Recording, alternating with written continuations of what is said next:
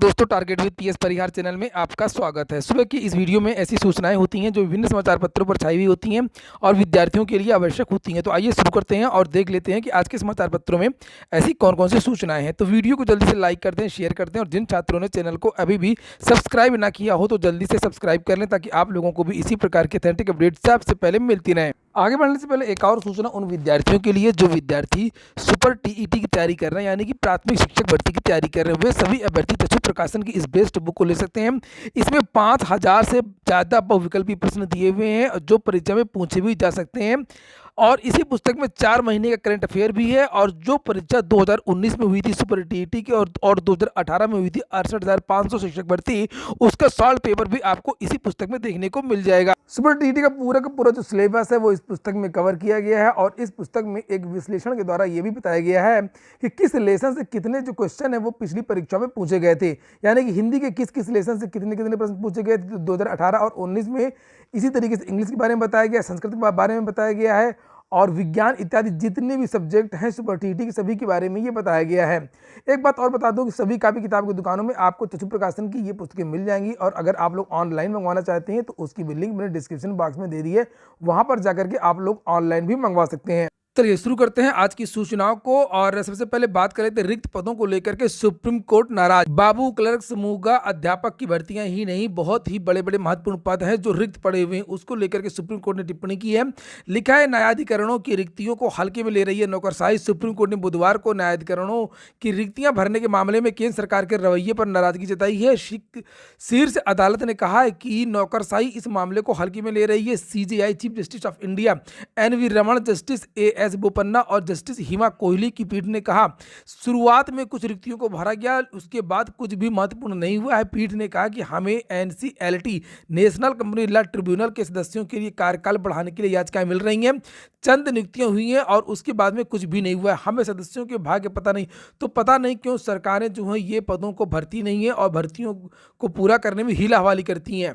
अगली सूचना है उत्तर प्रदेश लोक सेवा आयोग की। उत्तर प्रदेश लोक सेवा आयोग ने असिस्टेंट प्रोफेसर भर्ती के लिए दोबारा से आवेदन मांगे हैं। किसी भी श्रेणी में स्नातक उत्तीर्ण कर सकेंगे आवेदन। आयोग ने जारी किया शुद्धि पत्र। पहले इसके लिए आवेदन मांगे जा चुके हैं, उसके बाद में योग्यता में बदलाव किया गया है। पहले 55% की अनिवार्यता रखी गई थी, अब उसको हटा करके इसमें यहाँ पर बदलाव किया गया है। लिखा हुआ है कि शुद्धि पत्र जारी किया गया है। अब अभ्यर्थी किसी भी श्रेणी में केवल उत्तीर्ण हो वे अभ्यर्थी आवेदन कर सकते हैं। ऑनलाइन आवेदन प्रक्रिया 16 फरवरी से शुरू हो चुकी है, यानी कल से ऑनलाइन परीक्षा शुल्क बैंक में जमा करने की लास्ट डेट 28 फरवरी रखी गई है। जब ये फॉर्म पहले निकला था तब इसमें योग्यता जो है वो परा स्नातक में 55% मांगी गई थी और उसके बाद में यहाँ पर ये जो बदलाव वो कर दिया गया है। अब केवल परा स्नातक पास विद्यार्थी होना चाहिए और वो विद्यार्थी आवेदन कर सकता है। अगली सूचना है उत्तर प्रदेश की एक और भर्ती निरस्त कर दी गई है। जो महाधिवक्ता कार्यालय से जो भर्ती निकली थी उसको निरस्त कर दिया गया है। ये देख सकते हैं, लिखा, माननीय महाधिवक्ता एवं राज्य विधि अधिकारी कार्यालय इलाहाबाद लखनऊ में विभिन्न संवर्गों श्रेणी के पदों पर भर्ती चयन प्रक्रिया के संबंध में समाचार पत्रों में दिनांक 22 दिसंबर 2021 को विज्ञापन प्रकाशन करते हुए उल्लेख किया गया है कि विज्ञापन जारी होने के 15 दिनों के अंदर अभ्यर्थी अपना आवेदन ऑनलाइन माध्यम से जमा कर दें। इसमें बहुत सारे पद थे जिसमें RO, ARO, group C, group D इत्यादि के पद थे।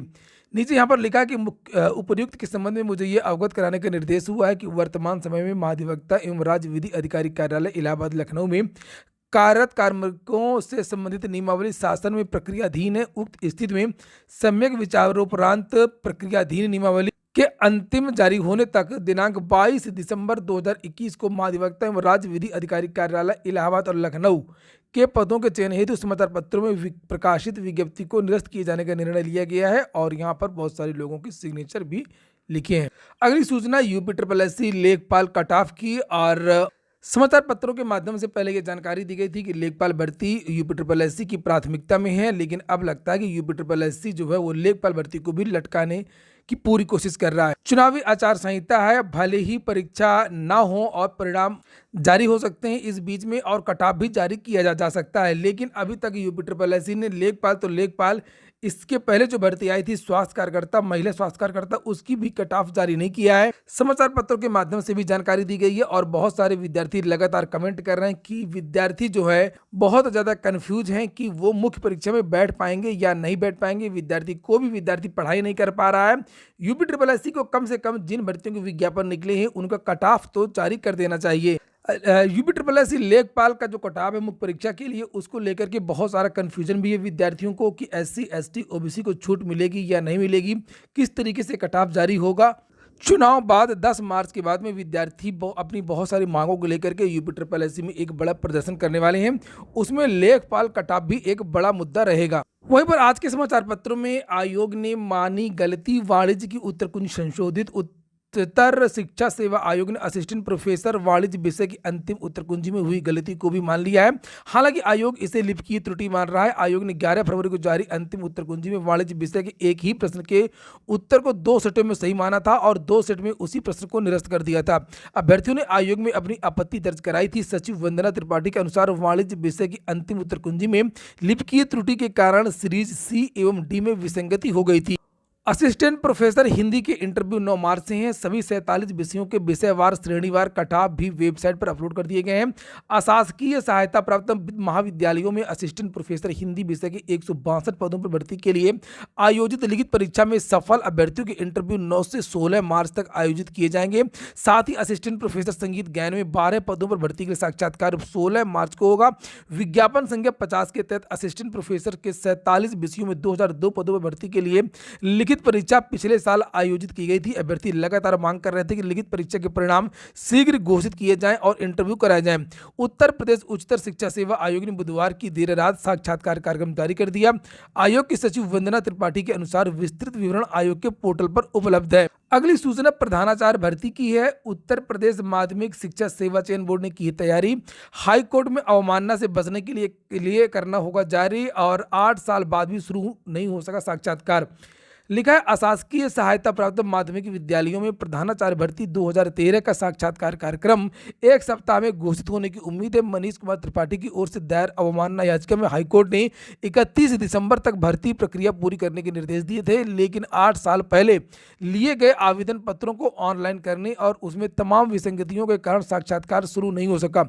इस बीच उत्तर प्रदेश माध्यमिक शिक्षा सेवा चयन बोर्ड ने भर्ती के लिए और समय देने का अनुरोध हाईकोर्ट से किया है। चयन बोर्ड ने विधानसभा चुनाव का परिणाम 10 मार्च को घोषित होने के बाद में साक्षात्कार करवाने की तैयारी भी कर ली है। 23 फरवरी को अवमानना याचिका की सुनवाई होनी है। अगली सूचना है यूजीसी नेट रिजल्ट की। लिखा है अगले 1 या 2 दिन में यूजीसी नेट का जो परिणाम है वो जारी कर दिया जाएगा।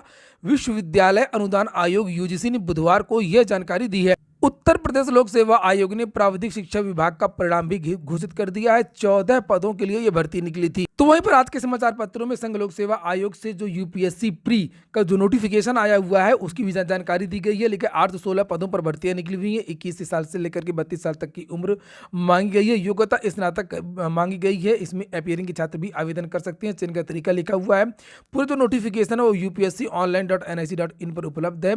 योग्य उम्मीदवार 22 फरवरी 2022 तक ऑनलाइन आवेदन कर सकते हैं। फिलहाल ये हो गया आज का वीडियो। अगर आपको अच्छा लगा, आपके काम का हो तो वीडियो को लाइक अवश्य कर दिया करें। पूरा वीडियो सुनने के लिए बहुत बहुत धन्यवाद।